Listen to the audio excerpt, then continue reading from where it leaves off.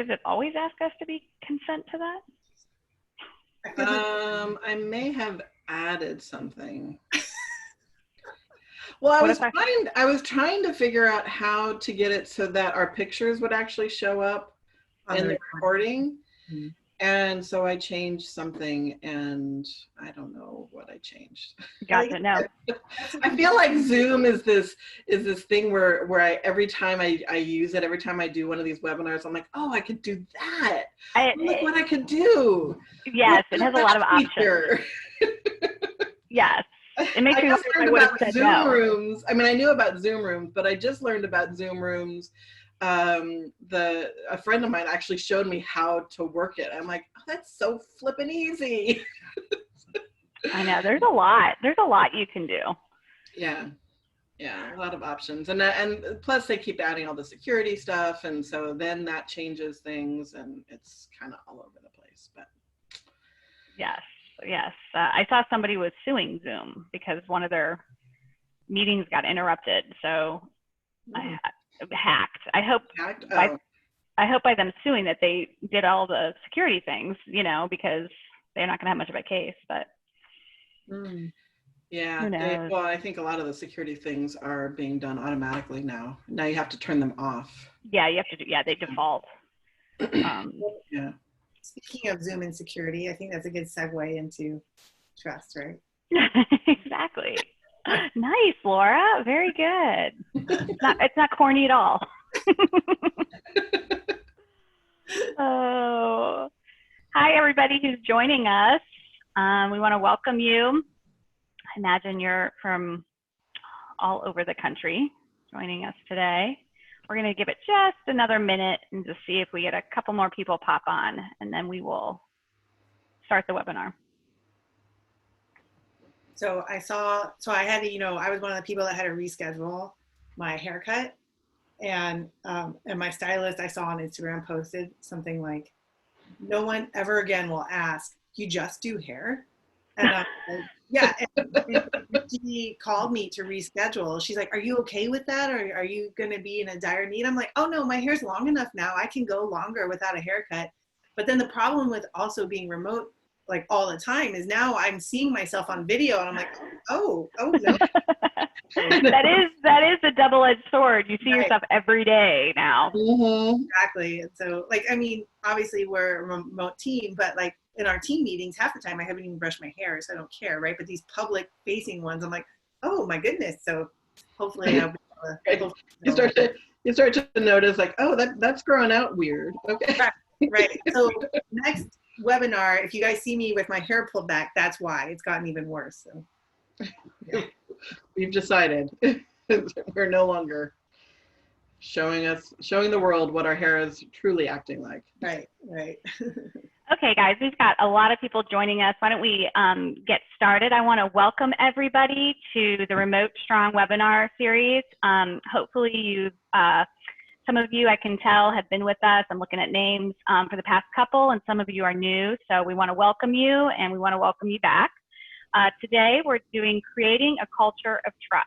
And just to give you an idea of how it's going to go, it's similar to our other ones. We're going to have question and answer, and those are so meaningful to hear from you. So please use the Q&A box at the bottom of your screen, and we will be monitoring those as well. And I'll also be monitoring the chat, which someone says, hi, Laura. Catherine says, hi, Laura. That's exciting when I see the chat pop up. Anyway, so we will be monitoring those. And so please, as you think of questions, add them throughout. We'll be doing that at the end. In a minute, I'm going to hand it over to Sarah Skaronsky, who's the Principal Consultant of EOS HR Consulting, and Laura Renner, who is the President of Freedom Makers Virtual Assistant Services. Again, they'll be starting the webinar, and then they have some offerings, so please stick around for those and the question and answer. So without further ado, ladies, hit it. Thanks, Jenny. Oops, hold on. Technical difficulties. There we go. All right. Hi, everyone. Again, my name is Laura Renner. I am the founder of Freedom Makers, and we pair military spouses with small businesses to provide support from home, and we just celebrated our 5th anniversary in April. And so we've spent 5 years really honing in on what it takes to run a remote company. And that's where why I partnered up with Sarah to offer these webinars, is explaining sort of from the system side and things like that about how we've run a successful remote company. And so that's what I've been bringing to these webinars, to offer insights and to be remote strong. All right.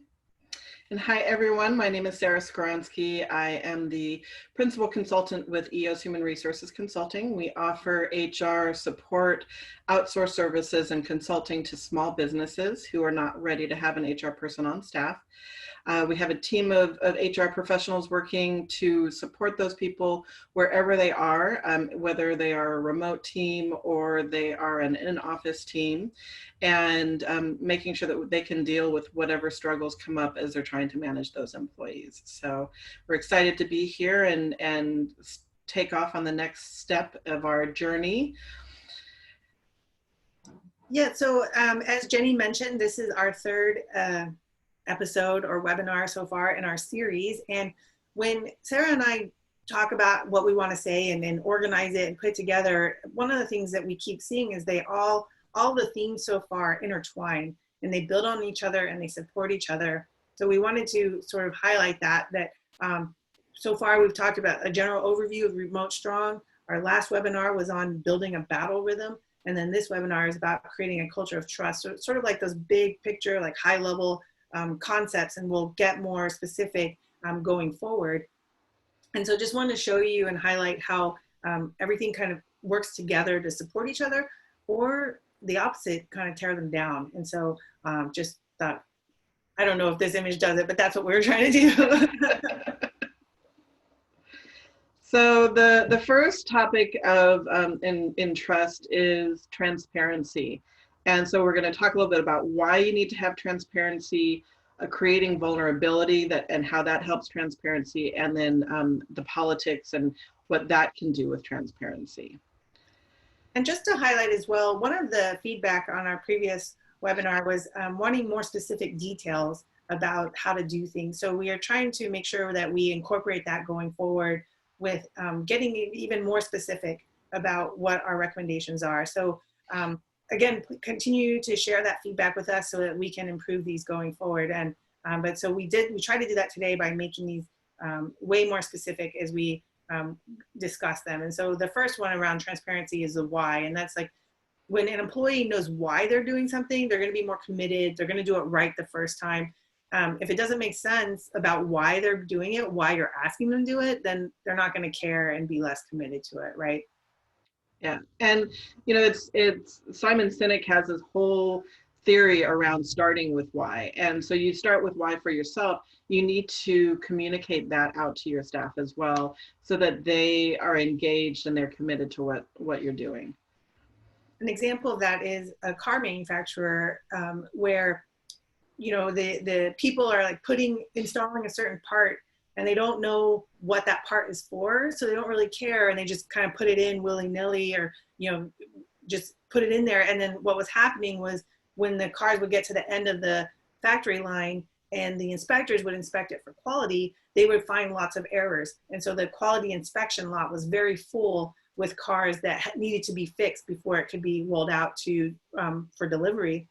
And this other car company that rhymes with Toyota, I know, I'm a geek, but they really focused on having every employee know what that part was for, why they were installing it at the time that they were installing it, as far as the order of the factory line. And because of that, because the employee knew, when I install this, this is a safety mechanism for the seatbelt, and that's why it needs to go this way and not that way or whatnot. Because they knew why they were doing each part for each action for each part, their quality inspection lot was practically empty, because cars were coming off already meeting the requirements and the safety requirements and the ability for it to be ready for sale, because every employee knew why they were doing what they were doing with, as far as installing each part. And so that's just an example or a demonstration of why, when your team knows why they're doing things or why you're asking them to do things, that that transparency leads to a stronger culture of trust. The next item in transparency is being vulnerable. And vulnerability makes us human. It's about being human, and it makes you more approachable. And we're not necessarily talking about, showing everything and putting everything out there, but just acknowledging that we are human and we make mistakes. And if it's okay for us as managers and business owners to make mistakes, then it's okay for the employees to come forward when they've made a mistake and acknowledge that and own up to that. So it's kind of a two-way, you're building a two-way street there. Right. It adds to that transparency of, I think part of it for us as leaders, we feel like we have to be perfect. And so then we hide our vulnerability because we're like, oh, we have to be perfect. If our employees think that we're not perfect, they're not going to trust us. When it's the exact opposite, right? When they know that you make mistakes too, then they're going to be more open with you and trust you, like Sarah was just saying, right? And that's why we were saying, like, you don't have to show your warts, but at least acknowledge that you have them, because then they know that you are believable, right? And then they understand where you're coming from, right? And so especially during COVID, right? If you're really facing some stress around the viability of your business and you don't share that with them, then they're scared and they don't know who to turn to, right? Or you might be leading them down like, oh yeah, we're fine, and then suddenly you're not fine, right? And then that surprises them, and then they don't trust you after that, right? And so then that, by you being vulnerable up front, they're more comfortable with knowing what's going on, right? Right. And the story around that is, I heard Brene Brown share this story when I saw her speak a few years ago, and I know I probably am totally butchering it, but they were on like a camping trip or something, and they were going to go swimming in this lake. And I think if I remember correctly, like, she hadn't gone swimming in a long time, so she was a little bit nervous to go swimming, and it's open water swimming. So she asked her husband to sort of stay with her and keep an eye out on her as a way to sort of be comfortable with the open water swim. And he ended up leaving her.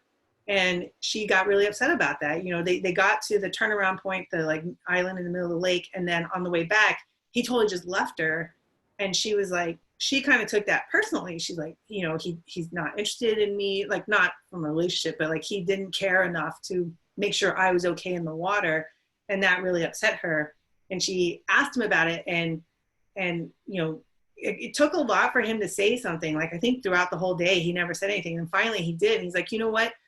I was really nervous. We were swimming through a part where a lot of boats go through very fast, and we had kids in the water. So I was really focusing on them and just making sure that, if something happened, what was I going to do? How was I going to handle it? And just like really, apprehensive about seeing if any boats were coming through.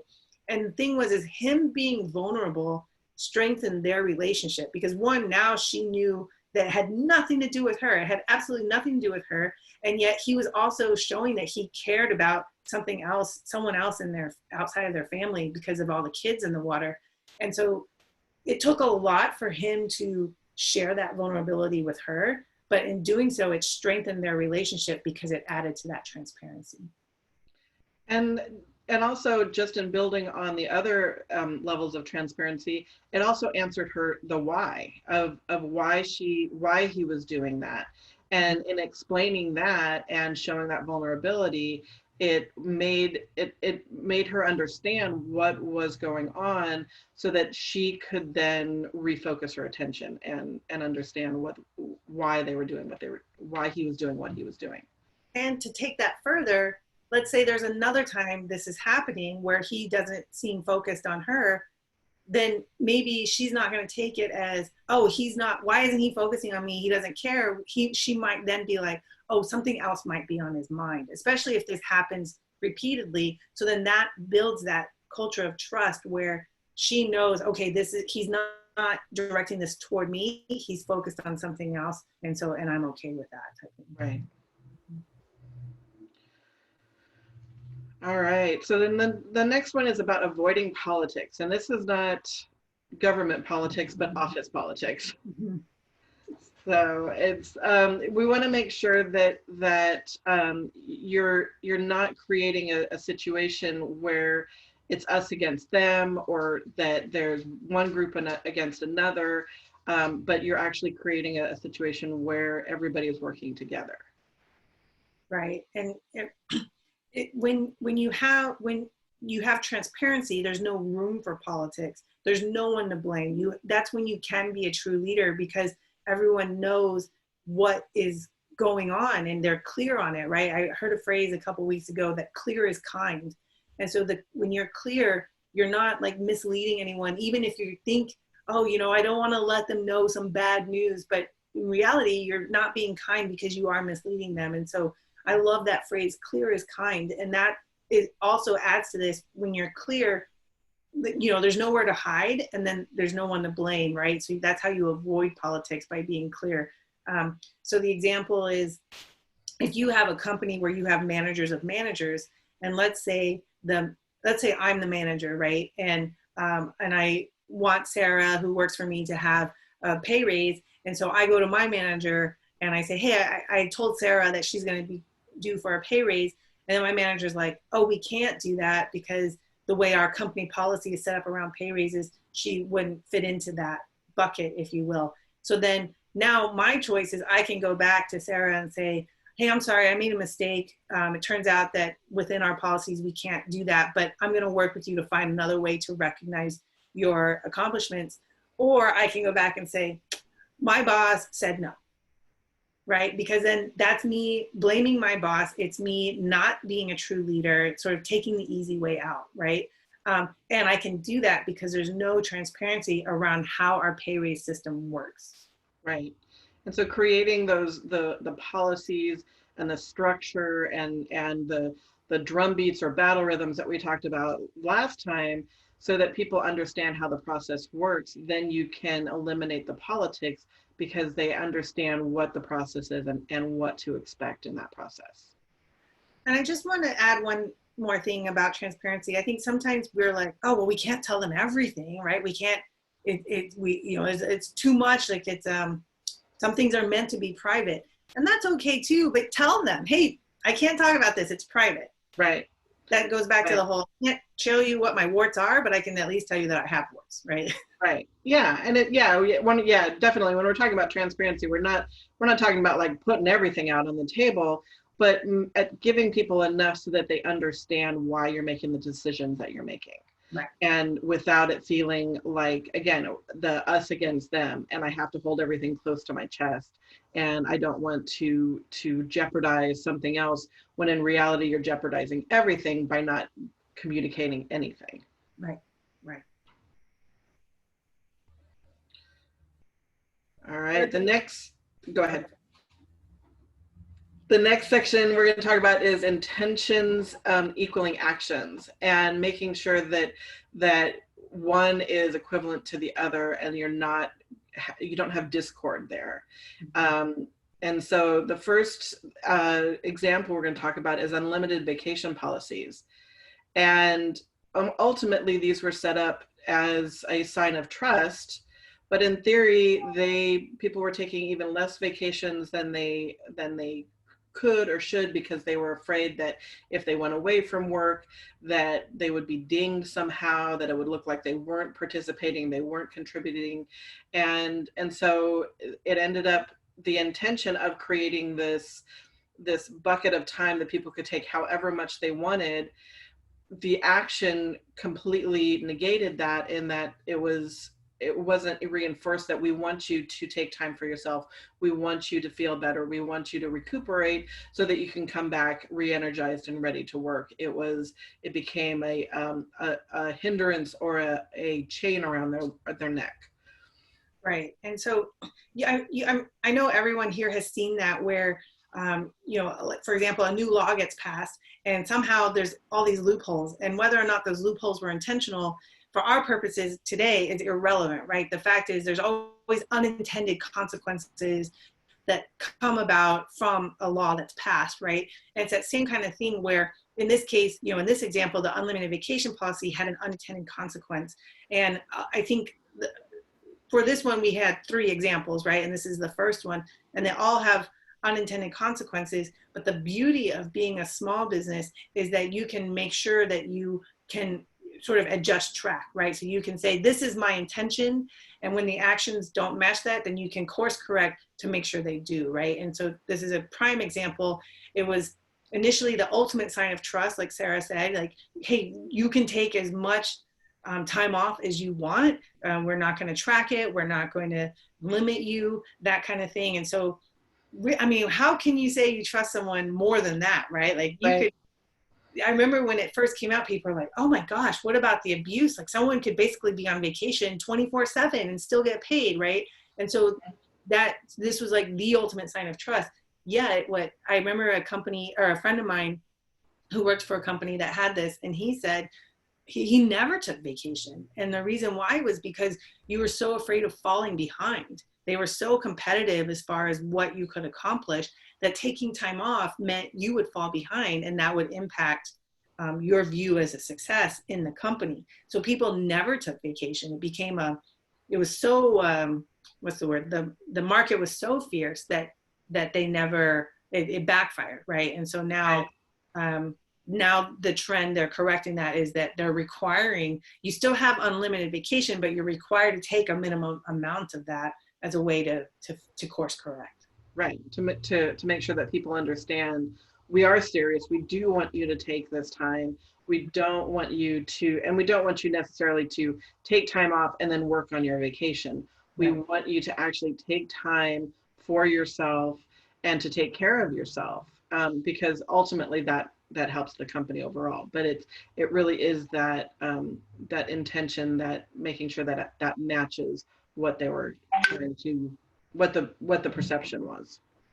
And I think that ties back to transparency in the sense that, like, especially as a small business owner, if you're saying, this is my intention, you're being transparent and clear on, this is my intention, these are my expected actions from it, then people can come back and say, well, this is what's really happening, or whatnot.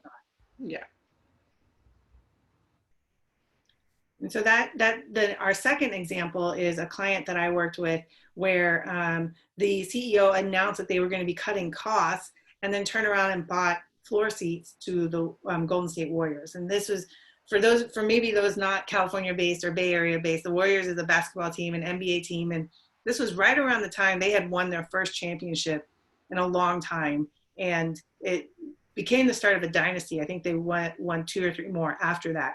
And so the floor seat tickets were quite expensive. They were something like $30,000 if I remember correctly. So he had just announced that they were going to be cutting costs. That may have included layoffs, I can't remember, but then he turned around and bought these tickets, these floor seat tickets. And it's kind of like, whoa, wait a second there, right? And the thing is we don't know what happened. We don't know, maybe they were a gift. Maybe they were critical to a sale he was trying to land. We don't know because he wasn't transparent about it, right? But that's a classic example of where intentions don't meet actions, because the intentions were cutting costs, and then he purchased something that seemed frivolous to people not aware of the decision process. Right. And in a similar example is a company I used to work for, we were going through layoffs, and it was, around 2008 timeframe where everything we're cutting back its costs as much as possible. And one Monday morning, it was a very small business. One Monday morning, our boss shows up in a brand new Lexus, and all of the management team were kind of looking at each other like, well, why is he doing this, and what's going on? And having that intention not meeting those actions was very disturbing to us. And again, going back to the communication and the transparency, because he wasn't upfront with us initially, we weren't trusting. We didn't trust what he was doing. And it wasn't until we actually called him out and he explained, well, I was able to go and get a cheaper lease. I was able to go and reduce the cost, that we understood that his intentions were equaling his actions, but we didn't have that trust and that transparency to begin with. So we immediately went to a place of defense. And so these all build on each other, and you need to make sure that you have that transparency first, so that your actions and intentions will be, people will assume the best of you versus assuming that you are trying to take advantage, and that your intentions are not meeting your actions.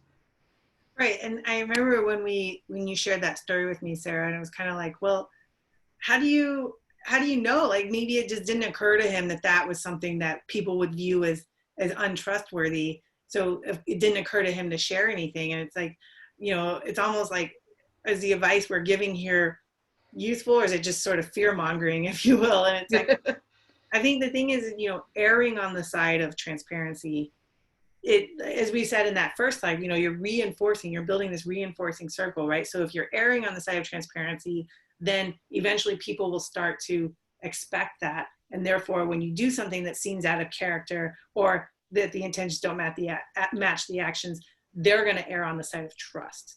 Right.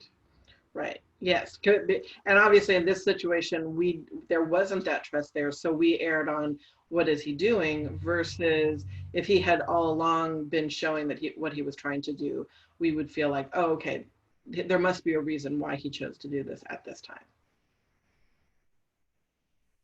And our final example for intentions matching actions is a generic one, in the sense that we've seen this happen, kind of covered in the news, or like how-to articles type thing.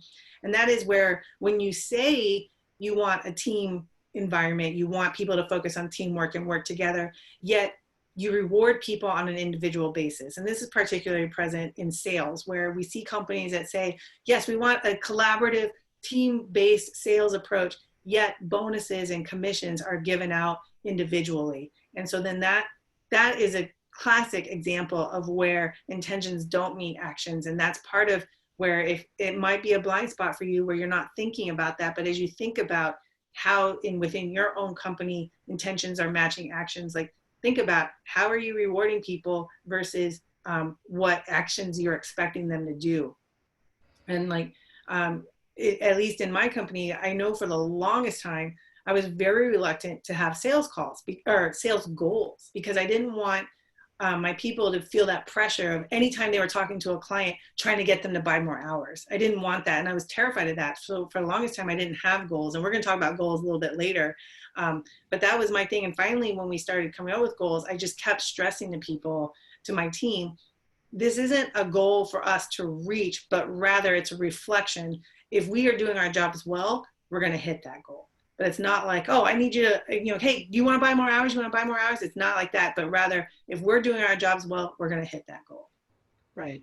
And again, going back to talking about the intentions versus the actions, it's when you have salespeople who are not, who are so focused on themselves, then they are disrupting and eroding that team environment.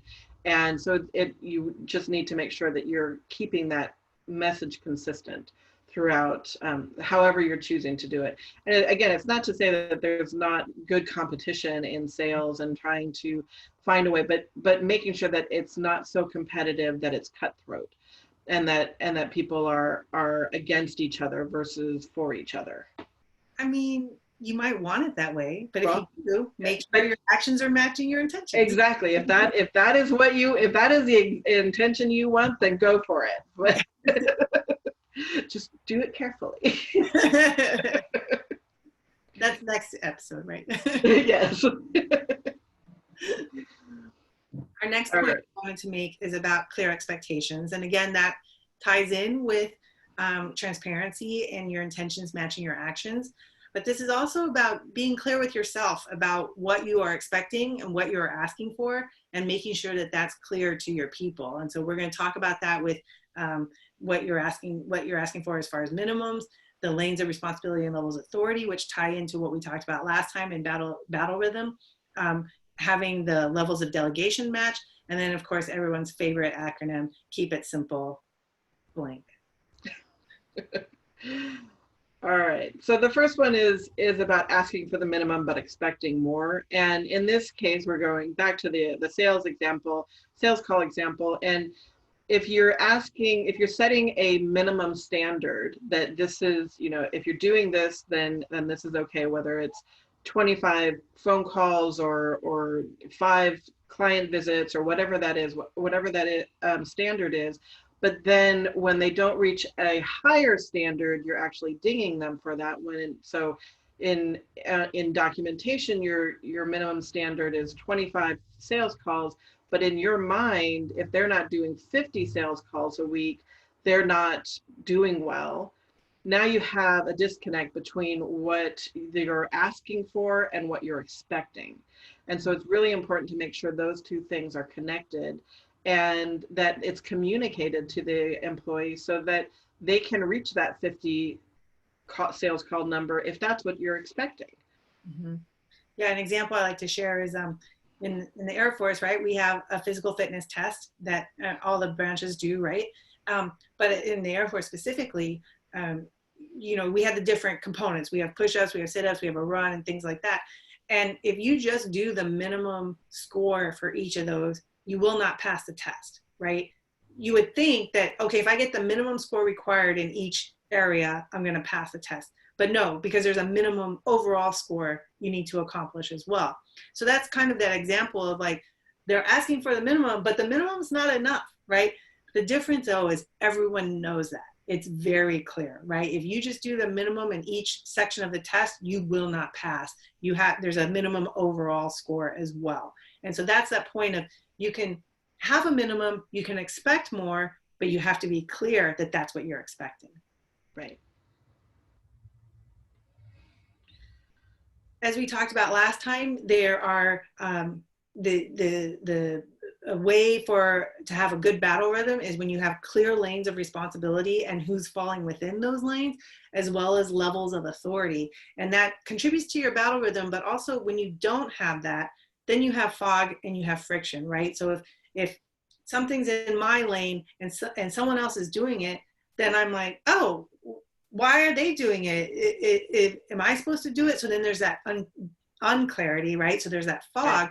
But then also going back to that Brene Brown story, I'm like, why are they doing it? Was I not doing a good job? Am I not doing it well? Is my job on the line? Things like that. And so then that adds to that friction where I might resent the other person doing it. I might resent my boss for asking the other person to do it. And then of course, be filled with guilt as well for, was I not doing a good enough job? That kind of thing. So when there's a lack of clarity on the lanes of responsibility and the levels of authority, that adds to fog and friction within your battle rhythm of your company, which then erodes trust. Right. It all goes back to the trust. Yeah. I think you covered that. All right. And then with levels of delegation mismatch, to start with, Laura, why don't you go through the 5 levels of delegation just so we know, so everybody knows exactly what we're talking about here. Sure. So level 1 is do exactly what I said, how I said to do it. Level 2 is go do the research, bring it back to me. I will then let you know what the next steps are.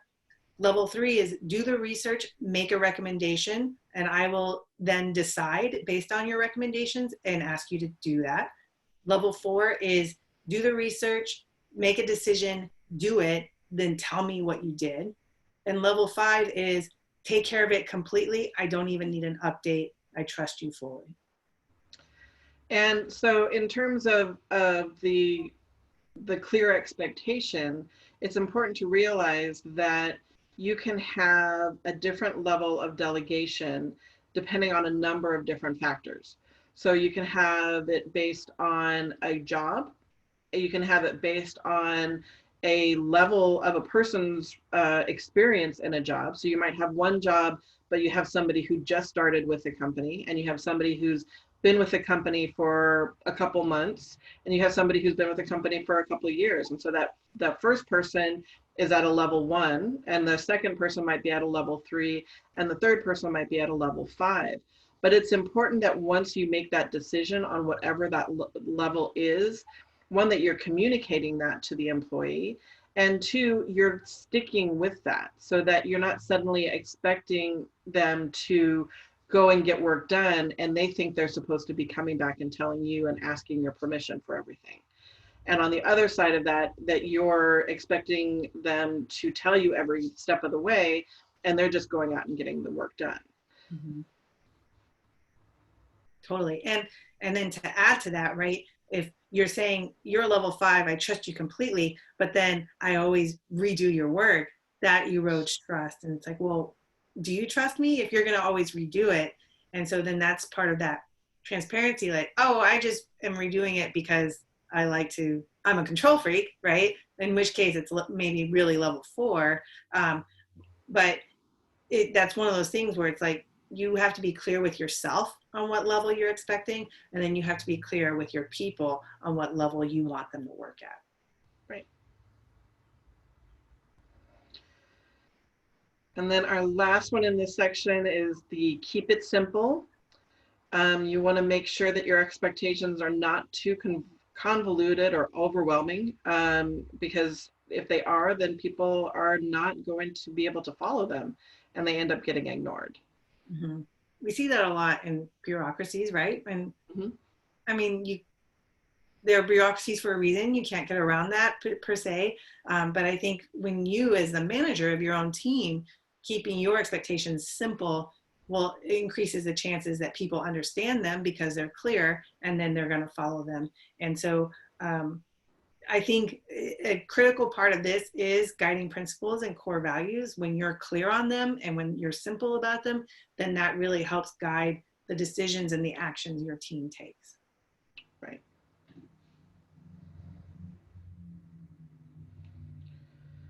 All right. Our next section is about holding people accountable. And you want to make sure that you're measuring progress and that you're maintaining that trust, so that because of that accountability. Yes, I'm excited to talk about this one because, as I was sharing with Sarah when we were preparing this, is I've always been, I don't want to say confused, but to me the idea of holding someone accountable has been vague to me, because in my mind I feel like it's a bit elementary, because in my mind holding someone accountable is like, okay, you get 3 warnings and then we're going to terminate you, right? Like it's kind of a bit formulaic, if you will, and that's just not how you lead people with formulas like that. And so I've always been struggling with how to do that, and it was only in the last year or two where I've really started to understand that it's more than that, and it can be just as simple as that, but not as formulaic, right? And so we'll talk about that in more detail here. Right. Definitely. And so it's, when you're talking about measuring progress, and I know, Laura, I know you are resistant to SMART goals, but they serve their purpose. So the SMART goals, for those who are not familiar, those are specific, measurable, achievable, realistic, and timely.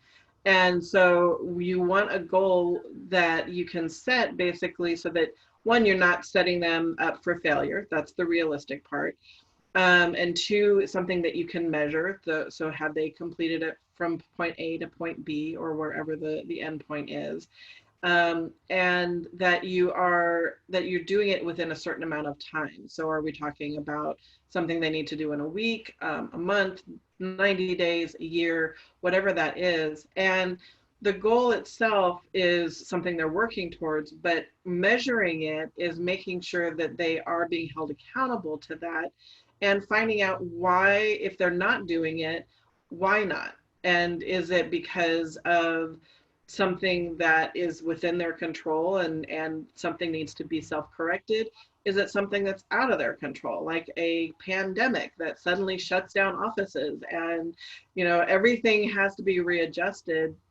And people need to understand, and managers need to understand that sometimes you're working on a goal and you get sideswiped by something else that comes in that's more urgent, more important, and is taking your focus away from that. But without holding people accountable and talking and checking in, then you don't know why they're not completing their goals, or you don't know why they're shifting focus. Right. And so as an example of why I've never been a fan of SMART goals was, so I was going through this leadership development program, and one of the goals or areas I wanted to focus on was improving my communication. So I was like, how do you measure that my communication is improved, or that I've achieved my goal of improving my communication? Like, how do you measure that? And so that's why I've always been like, oh, I don't like this. Like, how do I measure it? But related to that, though, is at least by holding people accountable by measuring progress. So like, if maybe the goal isn't to improve my communication, but rather taking steps to improve it. So what courses am I taking? Or now I survey my team, rank me on this type of communication. How am I doing on this type and this type and this type? So that it's at least I'm measuring my progress toward it, rather than saying, yes, I've achieved my goal of improving my communication, because how do you do that, right? And so that was kind of where I always struggled with. And like, for sort of the softer goals, or less measurable goals, how do you have a goal like that? And so then I think that's why we put it under measuring progress. You're showing that people are taking action toward it, and therefore that's how you're holding them accountable. And going back to the goal that I had about not wanting to misincentivize my team by having them push our clients to buy more hours, rather stating often, right, like, this is not a goal to sell, but rather this is a reflection of us having done our jobs well. Right. And so to me, that's part of why this has been so critical in helping me understanding about holding people accountable, is even the check marks next to the tasks, right? So for us, as you guys have heard us say, you know, we're heavy users in Asana. At Freedom Makers, we have a quarterly meeting where we set out what do we want to focus on in the next quarter, and those become tasks within Asana. Really, they might be goals, except we don't have an end state to them. But then as we identify the steps we want to do toward those areas of focus, then we give them due dates, and we check them off. And just seeing that check marks are happening is a way of measuring progress, and it's a way of saying, okay, you're doing this, or checking out, why aren't you doing these? Why do you keep changing the due dates and not explaining why you've changed the due dates? Like things like that. So it's not like that draconian, well, you didn't check it off, so that's 3 times in a row, we're going to fire you or whatnot, but rather using that time to check in with them. Hey, why aren't you checking these off? Or why do you keep changing the due dates? What's happening?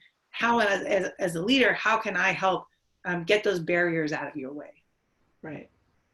And then the last item is about being results focused. And this is, I think this is a big shift in mindset, specifically for remote workers, but I think in general, just realizing that it doesn't have to be time in seats.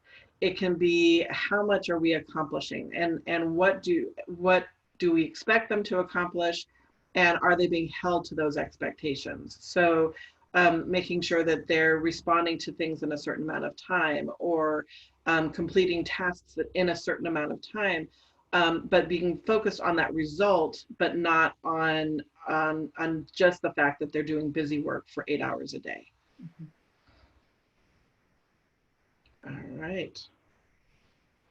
And then our last part about this is, you know, when you're letting someone slide and you're not necessarily explaining why to the rest of the team, then that erodes trust, right? Because they're like, well, why do I have to keep working hard if they're not working hard and nothing's happening to them? They're still have a job, they're still getting paid, they might still be getting their bonus or getting promoted. So why should I have to work as hard if they're not working as hard? So when you have that, when you're not holding someone accountable, and then you're maybe not explaining it why to the rest of the team, that adds to distrust and erodes that trust as well. Yeah, and this is a big thing where, you know, in terms of HR, there may be reasons why you are letting somebody slide that have to do with a medical reason or a personal issue that you really can't disclose to the rest of the team, but you can disclose that this is something that you're aware of and that you are working on with that person. And it may be that you're shifting what their results have to be, but you want to make sure that that is transparent to everybody else, so that they know, hey, I don't know what's going on, but something's going on, and giving that person a little more space as they're dealing with it. On the other side of that is a lot of times when people are not doing or are not holding their weight, and everybody's afraid to talk about it, then that's creating an anxiety within the company. And there have been several times that I've worked with clients where they have somebody and they're so afraid to take that step and take that leap of making that hard decision to let somebody go, because they're so focused on what's going on with that one person. They're not paying attention to the trust that is dissolving with the rest of their team, that when they actually make that decision to let somebody go, all of a sudden this weight is lifted off the rest of the team, and the rest of the team becomes more productive. And so it's important to to look at not just what is happening one-on-one with one employee, but how that's affecting the entire team. And to bring that full circle, right, when you have that culture of trust with the transparency and the clear expectations, then they can come to you sooner and say, hey, it's not working anymore. They're not pulling their weight. I know there's an issue that I don't know about, but it's eroding us, it's hurting us. Please do something about it. And when you have that culture of trust and the transparency, they're going to feel more comfortable pointing out to you something you may be missing because you are focused on that one issue. Right. So a lot of what we talked about today really applies in general to culture of trust, whether it's in person or remote only. And so we wanted to make sure that we highlight some things that are remote specific around building a culture of trust. So the first one, I mentioned this briefly, is the results versus the time and seats, and being specific and clear about your expectations, knowing what you want the result to be versus that you want them to show up and be at a desk for 8 hours a day. There's a lot of studies that are shown, and we said this in the very first episode, that when you're in the office, it doesn't necessarily mean that you have a productive employee for 8 hours a day. There's distractions, there's people getting called into meetings and different things that are happening where when you're working remotely, you want to be working and focused on what is the result going to be, and you'll probably get a lot more results out of that person than you may from a person working in the office. Right. In a lot of ways, it becomes easier to measure productivity because you can see, okay, what did we check off? What did we accomplish? Whereas, and you're less aware of, oh, well, so-and-so went to a concert last night. How cool was that concert? Or, oh my God, what is that smelly food that's being heated up in the microwave? You don't have those distractions, but also you're like, oh, well, they were here every day, so they must be doing something. You don't really have to worry about that. You're more like, okay, what are the check marks that were checked off today or this week? Right. That said, though, because when you're remote, you lose out on the natural cues that happen when people are in the office. Like I'm sure you all know this, like when you work in an office, you can tell when someone's having a bad day before they even say anything or do anything. Just looking at them, something is going on, they're having a bad day or they're in a bad mood, and then you can engage accordingly. And you lose that when it's a remote only team. And so you miss out on those natural cues because the only time you get together is for a meeting. And if you're doing your remote strong, you have an agenda and you have a time limit and you know exactly what that meeting is about. So you might miss out on those natural cues, which also means you lose that human connection that we all know is so critical to having a healthy and thriving community in general. And with that too, you miss out on fun time, right? Like, oh, so-and-so went to this amazing concert last night, that kind of stuff. You don't really, you have that because the only time people are engaging with each other is during a meeting when you have an agenda and a time limit. Right. And so it's really important to set aside time that you can check in with people, that you can, if you're doing a daily check-in, make sure you have some time in there that is just, hey, how's it going? What's going on? What kind of things are going on? And it could be something that, hey, there's somebody building a pool next door. And so I'm distracted because I've got a lot of construction noise going on, or whatever is happening that may be distracting them or frustrating them. In this time that we're in right now, you also want to make sure that people are just okay. Like, people are getting stir crazy and it's getting really difficult 6 weeks in now that it's just like, hey, we're in this together, we've got this, and make sure that you're allowing for that time for people to be human and to have that connection. Right. And so we put battle rhythm there in parentheses just to show how it all ties in together. So you want to make sure you're having regular check-ins for the battle rhythm, but also so that you can check in on how your people are doing, since you're missing out on those natural cues. And in addition to that, we highly recommend that you schedule fun time, even if it's on Zoom, just happy hour, just talk about what's going on in people's lives that has no agenda, no target goal for the meeting, just a time to shoot the breeze, really. And I've heard people say, oh, I don't want to pay for that, except you already are if you have an in-person shop, because it just happens naturally in the in-person shop. So make sure, you know, be okay with it, because that is what builds that culture of trust in your remote team, is having some fun time scheduled in.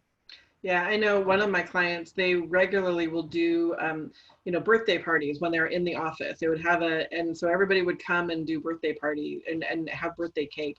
And so again, you in some ways you already are paying for this when people are in the office, of people taking a break at the same time. And so it's okay to spend 20-30 minutes and say, hey, let's get on the phone and just have a cup of coffee and talk, or you know, hey, we're going to celebrate Joe's birthday today, and so we're all going to get on Zoom and sing him happy birthday, or something that's more engaged and personable than, okay, we're going to get on Zoom and get to work. So it's just it just brings that human back into it. Right. And we all know that when you know someone personally, you trust them more. Right. And so it's like all feeds in, right? It's like all reinforcing. It's all reinforcing. Yeah. What are we talking about? We're talking about trust. Yeah. And then another remote specific element of trust is it really set that standard within your company to assume positive intentions, especially because with remote work, oftentimes a majority of the communication is written only. And so when you are sort of assuming that someone is writing you with anger or with concern, and then you're going to react that way, and it's going to erode the relationship that you have with that person. But rather, if you assume positive intentions, then it strengthens the relationship. And so some examples, you know, if I email someone and says, hey, so-and-so hasn't returned my call, then that person might be like, oh my gosh, she's mad at me because I didn't return that call. When really I'm just saying, hey, I'm just reaching out because I hadn't heard from you, you know, or this happened the other day, like I called and I was wondering where something was. And it was simply that I didn't know where it was. So I was just asking, hey, where is this document? But the person, not on my company, of course, because we have a culture of trust. No, but, but the person was like, thought that I was saying that they had dropped the ball and hadn't done whatever they were supposed to do with that document, when really I literally was just saying, I don't know where it is. I'm just asking where it is, right? And so when you have that culture of assuming that it's not an accusatory or a negative question or request, but rather I'm just saying it, then it really shifts or reduces tension, if you will. And I challenge all of you, try it. Like anytime you get an email or an instant message and you're like, oh, I can't believe they said that. Like really, like specifically say, wait, what if they asked it in a positive tone? And you'd be amazed at how the tone of that email seems to shift instantly, when really you're just shifting how you're interpreting what they're saying. Right.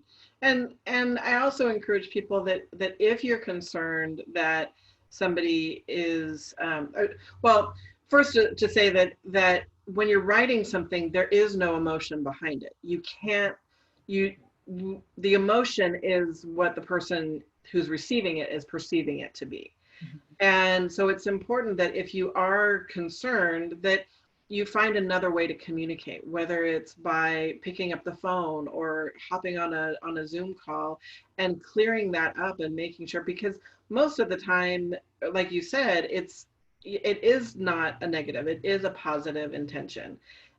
As an HR person, I pick up the phone and I call people. Unfortunately, a lot of times their first reaction is, what did I do wrong? It's like, I don't know, what did you do wrong? And it has nothing to do with what I was talking to them about, but I think there is this inherent feeling of guilt that I think a lot of people carry that is magnified when we're working remotely, because we're not able to have that, to start it with seeing a body language or seeing that, hey, I'm calling or I'm writing this email with a smile on my face. You're receiving it however you're feeling at that time. Mm-hmm. And so it's really important to turn that around and make sure that you don't assume something, but don't assume a negative, but assume a positive. Right, exactly. So really what it comes down to, as we've been saying in the past webinars as well, when it comes to remote work and a remote team, it's all about being deliberate. And so everything we talked to you about today was really about taking time and thinking through, how can I be transparent? How can I be clear about my expectations? How can I hold people accountable, and making sure that my intentions are matching my actions? Because that can seem to happen naturally, or at least subconsciously, in an in-person team. But with a remote team, you have to be very deliberate about it, because it's not going to happen naturally because people aren't together. Right. Right. It has to be a very intentional and a very deliberate choice to create trust in your culture. And and again, most of what we talked about today is for any company, not just for remote, but it does have to be, you do have to work a little bit harder with a remote team to make sure everybody's on the same page. Right. All right, so before we open it up for questions, Laura and I just wanted to make sure you were all aware of our packages that we have available. So EOSHR is still offering the pandemic policy package. I want to remind everybody that these are the policies that have to do with the FFCRA. This is the Family First Coronavirus Response Act. These policies have to be in place through December 31st of this year. So even if you're not working or your employees are not working right now, when they come back to work, these policies do need to be in place. And so we can help you get these created, as well as if you're still working from home or you want to continue working from home, we can help you get that policy set up as well.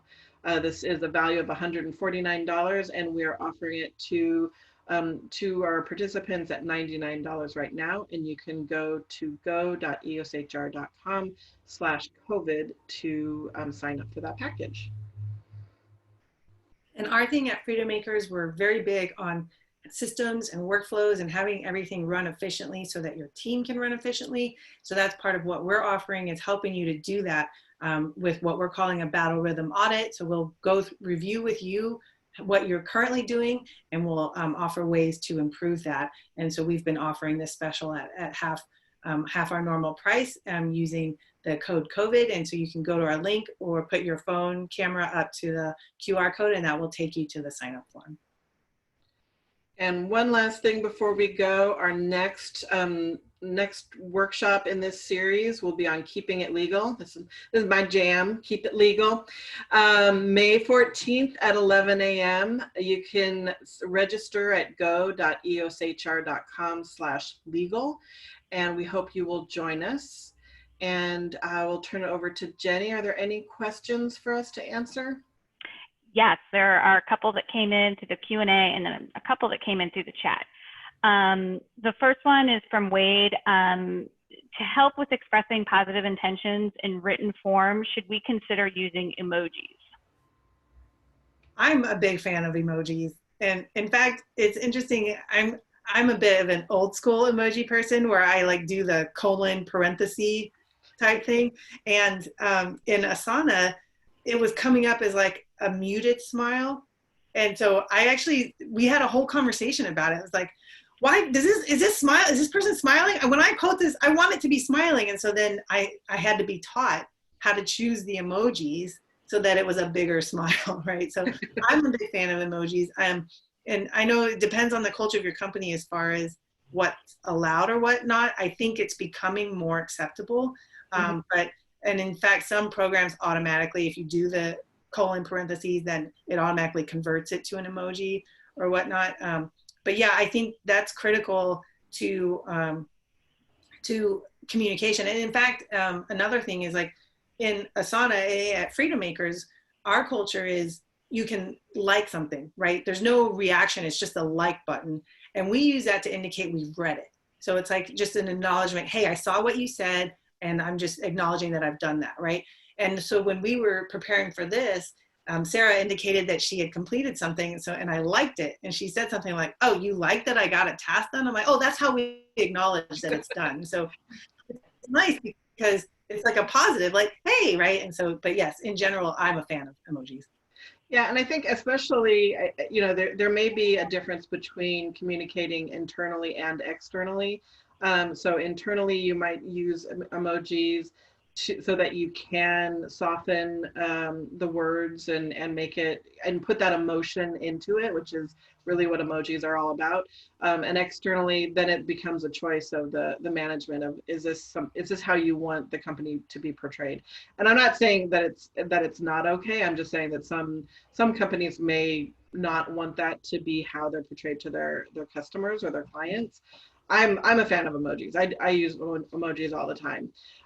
So I just want to make clear that you can choose and you can have a difference, whether it's internal or external communication. And then, going back to what you just said, Laura, again, it's about setting that expectation and knowing how you guys are communicating internally. And because I was jumping in the Asana situation, I was jumping into Freedom Makers Asana. I didn't know what their communication style was. So I was like, oh, okay, this is something new. I think related to that is you want to also keep in mind about general communication trends, right? For example, for the longest time, exclamation points were seen as yelling, but now it's to the point where one exclamation point is expected all the time, and it's 2 or 3 that if you're yelling, right? So Right. One is excitement, like if a client or someone reaches out and say, hey, I'd like to learn more about your services, great. And so it's like expected to have an exclamation point, because if you don't, then it's like, great. So, or like, I don't know how many of you noticed, our entire slide deck was in all caps today. We did that on purpose. And now we're not yelling, right? And I don't think, hopefully no one took it that way. So you have to keep in mind that written trends may be changing, and you want to, but that goes back to being clear. Like, I expect everyone on my team to not use emojis if that's the culture you want to have, right? So just be clear. That's a good question. In your experience, have you found there is a suggested number range for SMART goals per person, like 3 to 5 per person, or what is a good number to give per person? I would say probably 3, no more than 5. Once you get too many goals, then again, it's all about being realistic of like, what can a person actually achieve? And so there may be a short-term goal of like, okay, this is your 1-month goal and this is your 90-day goal. But you don't want them to get so bogged down in these goals that they're not, at some point they got to get the work done too. so you want to make sure that you're kind of balancing that. So I usually try to stick to around 3. I don't have anything to add. That was good. Okay, and then the final question came in through chat. So creating this culture of trust, you guys gave really great examples and everything. What is your biggest, like, that you have experienced in your businesses, because you're both small business owners, like the biggest stumbling block to, have you run into that before? Oh yeah. There is a reality to small business, right? There is a reality. There's, and I think I think one of the things, and now I can't remember if we said this today. I know we said it last night, but this is an evolution, especially with a small business, is that you are. And that's part of showing and being transparent and letting people know that you've got warts. And, again, you may not show them, but you have to be able to transition. And like, if something doesn't work, be able to say, okay, that didn't work. And so now we're going to try this. And a lot of that is trusting the people that are working for you. And those are the hard decisions, because sometimes, and that's when you decide, is this somebody that I want playing in my sandbox or not? Because if I can't trust the people that are working for me, they're not going to trust me. And it goes both ways. So it's really important to, recognize as a small business owner quickly that if something's not working, you do need to pivot. And when I say pivot, I'm not talking about pivoting your whole business like people are talking about right now, but just pivoting what that action is, or how you're communicating, or hey, what I said was taken wrong. Let's correct the assumption here. Let's correct what people are thinking, and do it faster and do it sooner rather than later. And I think both Laura and I we learn every day. I know we talk all the time about, oh, this is what's going on in my business today. And the problems we were having 5 and 6 years ago, or even when we first hired our first employees a couple of years ago, are so different because of the things that we've learned along the way. And so this is not a one and done type of okay, you're going to set your culture and it's right and you've got it. This is oops, okay, let's try something else. Yeah. And I know we've gone over, but I'll just share an example. And related to that, right? We're still small businesses. We're still very small businesses, right? And so in our case, one employee change will change our culture, right? And so that's one of the things too. It's never set in stone. You're going to always be going with the tides, if you will, when it comes to culture. And the bigger you are, the less impact one employee change will have. But when you have 3, 4, 5 employees, one employee will change that culture. But just a quick example. So Jenny is on my team as a Freedom Maker. She's our marketing manager, and it was right around the time she had joined, and we had someone else on the team, and we thought, let's reach out to our clients and ask them to share what they like about their Freedom Makers in order to highlight that to the community at large. And I think it was actually coming up on Military Spouse Appreciation Day. So that's why we were doing it. So Jenny emailed the success manager at the time asking, hey, can you reach out to our clients and ask them to share what they love about their Freedom Maker? And they responded, no, why would I do that? I don't want to violate their privacy. And I think they ended up emailing it out, but then saying, we will not share this to anyone. This is just private. And so there was a mismatch there, understanding around what we want to share publicly, why our clients who are also business owners, we would assume they would want to share it publicly, things like that. And so that kind of, I think, eroded a little bit of trust between the two of them that we did have to work through. And that was, a few years ago. And so we certainly have built beyond that, like what Sarah said about changing and growing and maturing in how we approach our business and what we expect from our team members, and therefore further improving on that culture of trust. And I would say Asana helps that because it helps us with our communication. If we would have had Asana back then, we would have been good. So, we were a lot younger back then too. So that is true.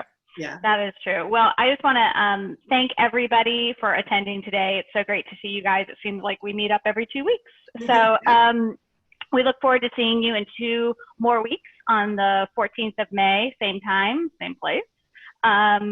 So keeping it legal. I'm actually really excited about that one. My dad's a lawyer and I grew up that way. So Sarah, you got to keep us straight here. So that's my goal. Bye everybody. Have a great week.